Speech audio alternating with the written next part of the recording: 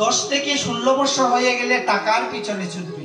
প্রত্যেকটা মুহূর্ত তার আশ্রয়টা বদলে যাচ্ছে। দেখুন প্রত্যেকটা মুহূর্তে তার আস্তে আস্তে আশ্রয়টা বদলে যাচ্ছে। তারপরে সে টাকার পিছনে ছুটবে। এখন বৃদ্ধ বয়সে যদি বলে তোমাকে আমি 2 লক্ষ টাকা দিয়ে দিলাম, তুমি বৃন্দাবন গিয়ে যাও, সে যাবে? বলছে আমার টাকার দরকার নাই, আমি একটা আশ্রয়ের স্থান চাই। তাহলে কি প্রথম ছিল কেলনা, তারপরে টাকা, তারপরে কি ছুটলে তুমি ওই সংসারের জন্য, আবার বৃদ্ধ হয়ে গেলে শুধু আশ্রয় স্থান চাও।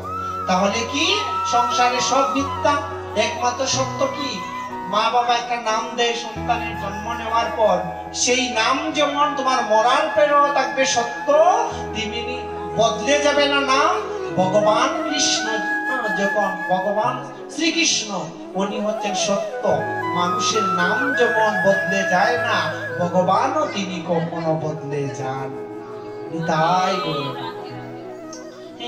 এক বাটি দুধ যদি তুমি ওইখানে রাখো, সর্প যদি মুখ দিয়ে দেয়, সর্প যদি মুখ দিয়ে দেয়, এক বাটি দুধের মধ্যে 2 টাকার সর্পর না দুধের 2 টাকার সর্পের, কেন সর্প খেয়েছে, তুমি খাবে দুধটা?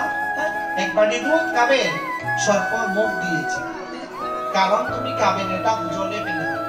এটা দুষ্কার ছিল, দুধের ছিল, তুমি যে দুধটাকে ফেলে দিয়েছিলে দুধের ছিল, ছিল কি সর্পের।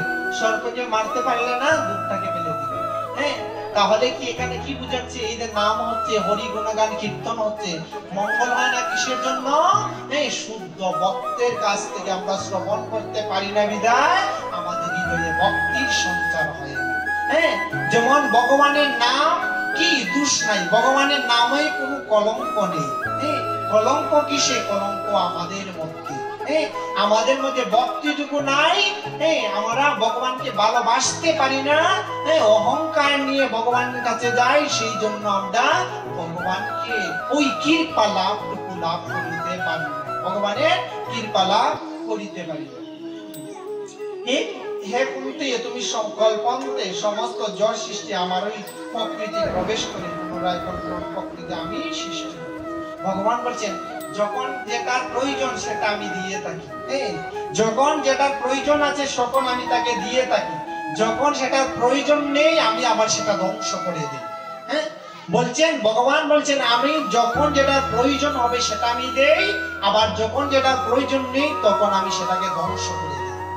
আমরা তো কি মাটি, একটু বৃষ্টি দিলেই গলে যায়, একটু বৃষ্টি দিলে তাহলে গলে যায়, আর আমরা হচ্ছে মোমের একটু গরম দিলেই গলে যায়, গলে যায় না, তাপও সৃষ্টি করতে পারি না, শীত ঠান্ডা সহ্য করতে পারি না, আমরা সহ্য করতে পারি না। আর যিনি ভক্ত ভগবানের, তিনি শীতে উষ্ণে একই বাক্যন্ন, তিনি হচ্ছেন ভগবানের পরম প্রিয় ভক্ত। যিনি শীতে উষ্ণেও গরমকে ভালোবাসেন, শীতকেও ভালোবাসেন, তিনি ভগবানকে ভালোবাসেন। শীতল জানেন না, গরমও জানেন না, তিনি ভগবানকে ভালোবাসেন। যিনি অন্যের দুঃখকে নিজের দুঃখ বলে মনে করেন, অন্যের দুঃখে নিজের প্রাণ কাঁদে, তিনি হচ্ছেন ভগবানের পরম প্রিয় ভক্ত। তোমার মনে যদি অহংকার থাকে, লোভ থাকে, কামনা থাকে, বাসনা থাকে, এই কামনা লোভ অহংকার নিয়ে কোনোদিনও ভগবানকে ভালোবাসা যায় না। বৃন্দাবন যেতে হবে না, হৃদয়টাকে আগে কাঙ্গালে পরিণত করো। এই হৃদয়টাকে যদি কাঙ্গাল সাজাইতে পারো, ওই হৃদয়ে মাঝে ভগবানকে তুমি বসাইতে পারবে, তুমি বৃন্দাবন যেতে হবে।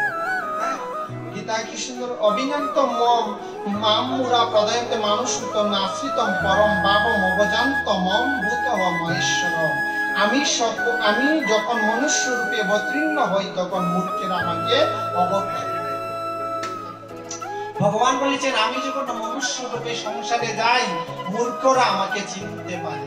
চিনতে পারি আমরা ভগবানকে। গৌর হরি এসেছিল, আমরা ধরতে দেখতে পেরেছি গৌর হরিকে। অনেক লোক আছে টাটকা করেছিল, গৌর হরি দিকে নাম করেছিল, কৃষ্ণ নাম করেছিল, সবাই টাটকা করেছিল। ওই সোনার মানুষকে আমরা চিনতে পারি না, কত অবজ্ঞা করেছি। এরা কারা অবজ্ঞা করে? যারা মূর্খরা, তারা সেটা জানে না। ভগবান দে মনুষ্য রূপে অবতীর্ণ হয়, ভগবান সেটা বলছেন অর্জুনকে, আমি যখন মনুষ্য রূপে অবতীর্ণ হই তখন মূর্খরা অবজ্ঞা করে, মূর্খরা সেটা অবজ্ঞা করে, আমার বাপ সম্বন্ধে অবগত নয়, তারা আমার সর্বোত্তর মহেশ্বর বলে জানে। আমি যে সর্বভূতের মহেশ্বর তারা সেটা জানে না, সেই জন্য না জেনে আমার নামে অবজ্ঞা করে।